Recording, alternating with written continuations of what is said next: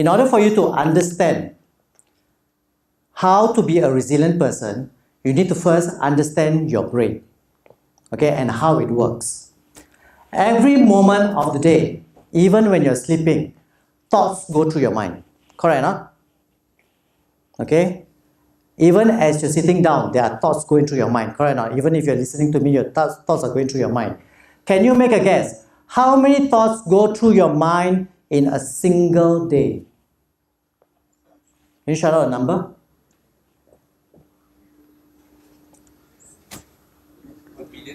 1 million? No, a bit lower. 10,000. 10,000, a bit higher. 100,000? No, lower. The thoughts are going. Keep going. One more. Come on, a number. 50,000, spot on, okay? So there are 50,000 thoughts going through your mind like this every day, every moment. All right? Now, you see this, huh? So this, my hand movement suggests the thoughts going through. All right? Okay? As it goes through. As you're sitting down, you're listening to me, I can bet that some of you are thinking about the deadline that you have tomorrow. That the meeting that you're supposed to organize next week. That person, that Sally from finance said something nasty. I'm still thinking about it. I'm still being very, angry about it. Okay? So it's keep going and going. All right? Now, there are moments when there's something that will trigger you. So there are thoughts going through, and then something will trigger you. Maybe the face of your colleague, maybe the face of your the face of someone who you had a disagreement with many years ago came to your mind, and then it triggers. So when it triggers, it goes like this. Then there'll be thoughts, there'll be triggers, there'll be thoughts, there'll be triggers. As you're walking down the corridor, you see your boss coming towards you, then you'll be like, panic. And then you realize that you owe your boss something. You know what happened? You start to your heartbeat goes up. Okay, you start to get stressed. Okay, so you can imagine every day you are going through, with thoughts going through your mind, triggers, stress. Thought, even in the MRT, if you take the MRT, someone stand too close to you, you trigger. Someone too smelly, trigger. Then the security guard want to check your bag, then you're like, oh, trigger, angry. And then you go to work, someone says something, then you trigger. No, that is always the whole day. Then after a long day at work, you go home. Then you open the door, you find your mother-in-law inside. Oh, trigger. Die. Right, mother-in-law. Mother-in-law is known to be one of the biggest triggers. True or not? Guys, remember the time when your mother-in-law came to you and said, hey, you still working the same thing? Right, but cannot do anything right because it's not your mother, what? Okay? And ladies, has your mother-in-law come to you and say, oh, you still cooking chicken again? Okay? Maybe your mother-in-law didn't have any bad intentions, but you start to think about all these things, right? All the bad intentions. Okay? Now, why so? Why so? It's because you need to understand where these thoughts come from. Okay? What you see down there on the screen is the prefrontal cortex. The prefrontal cortex is a place where your brain thinks about all the good things in life. It gives hope, optimism, rational thoughts, okay, imagination. It all happens in the prefrontal cortex. So it's all good, right? But then, deep inside your brain, there's a space called amygdala. Have you heard of amygdala? Okay? Amygdala is the flight or fight response center. What does that mean? It means its sole purpose in the brain is to keep you safe, physically safe from all harm in your life. Okay? So you imagine you travel back to the caveman era. When the caveman wants to look for food, what do they have to do? They have to come out of the cave and go and hunt for food, right? Okay? So this amygdala must tell the caveman that, hey, watch out. Outside there are lions, tigers, bears, snakes that can kill you. So instead of you looking for food, you become the food, right? Okay? So the same. Caveman also got thoughts going through, but maybe their thoughts are different from ours. Okay? So they're going through, and then when they're getting ready to go for hunting, they start to think about all these things. So can you imagine? They're thinking like this. So when they actually see a bear, then they're like, but then they're already prepared. The amygdala already prepared their body and their mind to fight the bear or to run from the bear. Correct, huh? Okay? Now today, when you come out of your home, are there any tigers? Any bears? Any snakes? Someone say yes. Okay? That would be your Sally from finance. Snake. Okay? Hyenas don't have. But today, what is the tiger? It's the face of your boss, the fierce boss. Okay? Or the email from the nasty client. Okay? Or you have to someone came to you and say, hey, we need to have a talk. Have you ever had someone come to you and say, hey, we need to have a talk? What happened? Suddenly you're like, correct or not? Okay? Your heartbeat goes up. Alright? How many of you have that experience? I had that experience once, My boss came up to me and said, hey, Dean, we need to have a talk. Wow, then I panicked. I thought, this one I should get low grading or at the end of the year. But luckily, she was talking to me about a new project that she's going to start. Okay, so I'm like, but by then, already I was sweating, sweating, I was like all ready to be defensive. Okay, and talking about we need to talk is a big trigger. All right, now ladies, can I give you a tip? Never ever go to your guy, husband or boyfriend and say, honey, we need to talk. I tell you, the moment you say that, I'm saying this is a guy, I'm telling you, it's a trigger for a few things will happen to the guy. First, he will freeze. Okay, because he knows he cannot fight you, he cannot run away from you, cannot fly, so he will freeze. Okay, then his brain will shut down. Okay, then he will go deaf. But his eyes is still blinking. Because he needs to tell you that he's still alive. Okay? And guys, if your girl come to you and say, we need to talk, make sure you're always on her left. Because the woman is always right. Okay? Okay, so it's just a joke.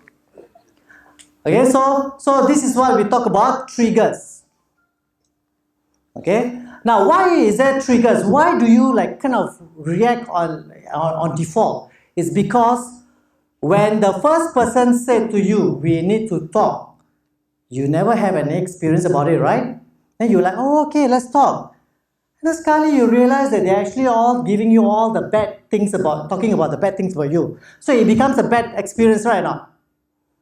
Okay? Then you realize, oh, okay, if someone come to me and say, we need to talk, it will be a bad experience. Then after a few months, someone else come to you and say, we need to talk. Okay, then you experience the same thing, a bad reaction happens, right? Okay, so what happens? Every time that same word, we need to talk, happens, it becomes this neural pathway. There's a neural pathway that's formed. It becomes thicker and thicker and thicker and thicker. It comes to a point where it becomes so thick that you don't even think about it. It becomes an automatic response. Do you all get what I'm trying to say? Okay, so it becomes reactive. It's as reactive as you touching a hot object and then you pull out your hand. That is a physical trigger.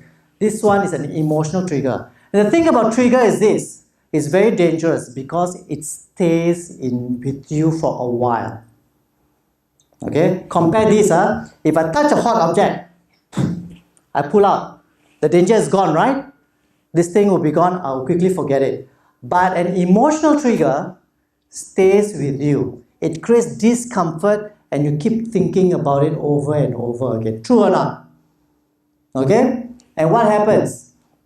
You get this hormone produced in your body. You know when you're stressed, you know what hormone we produce? You all know? It's called cortisol. Okay, you can check it up. Cortisol. Now I'm telling you, how many of you have muscle aches, cramps, or you have this problem, that health problems, is all because cortisols have been accumulating in your body over the years. And when cortisol breaks down, it becomes toxic. Okay, it becomes toxic, but it doesn't get removed so easily. So as you keep on being stressed, the cortisol builds up, and all this will have side effect, and you will have all that stress symptoms. The heart problem, high blood pressure, and all those things. Okay, so it is in your health interest for you to cut as many triggers in your life as possible. And how do you do that? How do you make it that, now today, because I do this kind of work, right? When someone come and talk to me, will say, we need to talk, I don't get triggered. How? How did I cut that? Last time I used to get triggered, now I don't get triggered anymore. It's simpler than you think. All you have to do is this. Whenever the situation happens, you just take a deep breath in and don't do anything. Can we try that? Okay, you all know how to take a deep breath in, right? Okay, at the count of 3. 1, 2, 3. Let go, can let go. Okay. You know the difference between fear and danger? Oh, I'm glad you brought this up, okay? I thought I wouldn't have time to bring this in. Fear and danger, do you know the difference? You kind of feel right? Okay, a danger is a physical thing. You must get away from it. Your body knows automatically. See snake there, you will run away 1 meter away, right? But fear is a perception. It's not real. Your amygdala overwork to prepare you for that fear. How many of you have fear of presenting, like I'm presenting now, right? How many of you dare not stand in front of people and present on? Hey, you're very good. First, you never gone through any crisis in your life. And now you're all very good at presentation. How many of you have fear of presentation? Yeah, okay? You have fear of presentation. Okay? So, what's the difference between you and me presenting? I got no fear.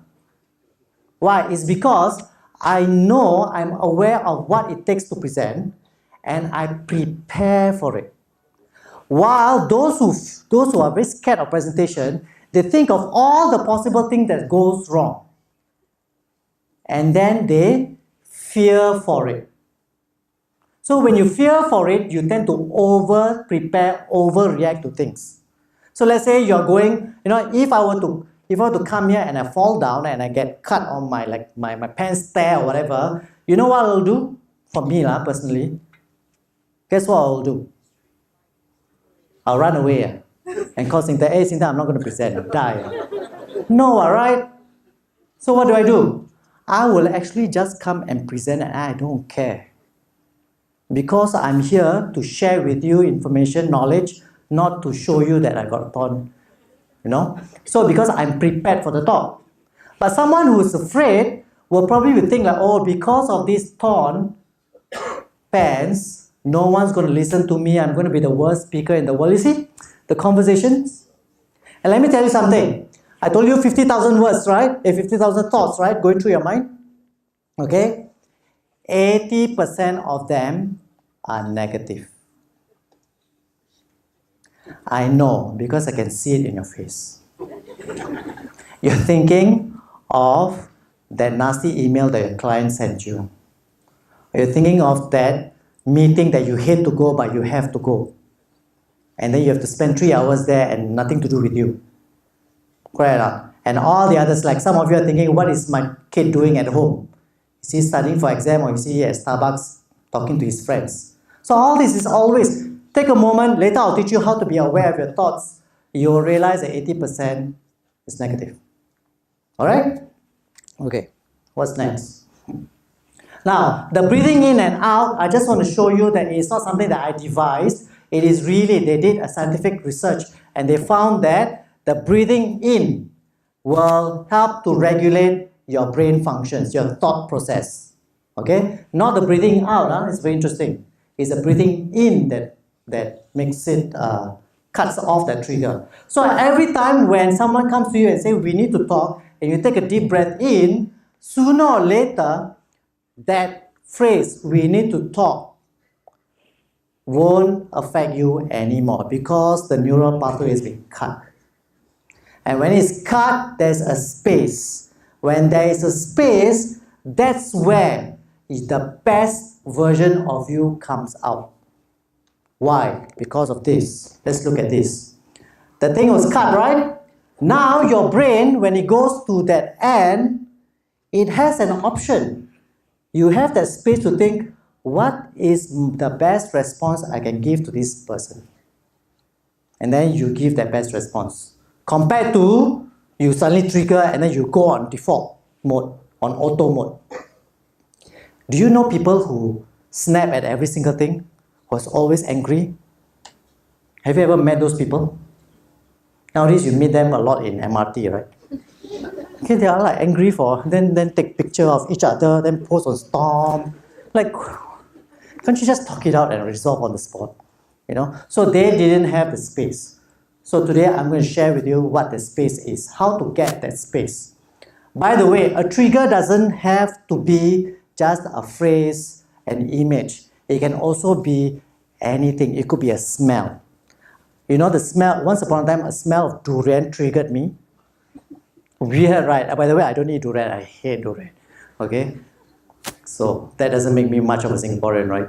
Okay. So whenever people have durian near me, right, I always get very, very annoyed and start to snap at people.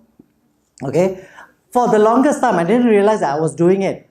Then only when I was doing this kind of works, I realized that the reason why I was snapping when associated with that durian smell was because when I was young, my parents forced me to eat durian. So I was the only one in the family who don't eat durian. So they will force me to eat. And because of that, I get very angry. So it's associated, smell durian, angry. Smell durian, angry. So as I, remember that line became thicker and thicker. So then when I grew up, I don't have to be forced anymore, but every time I smell durian, I get angry. So now that I'm aware, it doesn't make me angry anymore. Okay? So because I created a space. Okay, so next. So like I said, triggers creates a discomfort and it's just a thought, not reality. Okay? What doesn't affect you only becomes feedback. For example, I don't know if you ever worked with a boss that's always screaming and shouting. Because I have. Okay? It's not a boss but a supervisor. She is always, okay, sorry, have to be she, is it? It's all, once I said this, then the participant like, always must be a woman. No, I'm not against women. Okay. So, but it's a woman, in my case. So she's always screaming and shouting. Now, then I get very annoyed, right? Every time she come into the room, the office only like, oh no, she's going to scream and shout. Then like, trigger, right? Panic. Okay, panic button. Then after some time, I realized, look, she is not going to affect me. So I created that space, right? I cut that neural pathway. So the next time when she screams at me, I just look at her and say, this woman is very triggered. So I need to empathize with her. And then I can react the best way that I should react to her. And just be very normal about it. And then she also say, hey, how come I don't react anymore? And then she knows that shouting at me won't work, right? So she stops shouting. Right now, it's the same, right? If you shout at someone, it doesn't work, then what's the point of shouting? Right? So they will stop. Okay, so basically, what doesn't affect you, you have the space to think and like, okay, this is happening. So this is how I should respond. Do you get what I'm talking about? Alright. Okay, now reflect again. What are your current triggers? Doesn't matter where, as at work, at home, what are your current triggers? What would you do if your colleague gets all the credit for work that you did? Would you go ahead? Okay? Okay. So understanding that you have trigger will help you to what we call self-regulate. So self-awareness and self-regulation comes together. Alright? You need to know what your triggers are before you can do anything about it. Right? Now, why that trigger is a trigger? You don't need to know. Okay? Some of us, if you go deep inside, then you will be at the counselor's ward for many years. Okay, no need. You just want to go on in a productive manner, right? You don't need to know what caused the trigger. You just need to know that it is a trigger. Then what must you do? Every time that thing is triggered, what do? You breathe in. Okay? Please, you can do it in a very natural way. Don't no need. Just let go, then you can think already. Okay? Okay? So what does the trigger mean to you? So if you have a trigger, think about it. I'm not going to ask you to share. What does the trigger mean to you? There's always some meaning behind. Like my durian smell thing, right? There's meaning behind. Okay? You don't need to know why, you only need to know it happened. And you cannot... Okay, this one. Some of us who don't know about this trigger thing, they always like, let's say, every time someone say, we need to talk, they get angry. Then they realize, hey, why am I always angry? Then I try to solve my emotion. No, you all are emotional creatures. If you got no emotion, something is wrong with you. Okay? You should have emotion. You don't need to problem solve it because emotions cannot be solved. You are wired that way. You just need to learn how to manage them.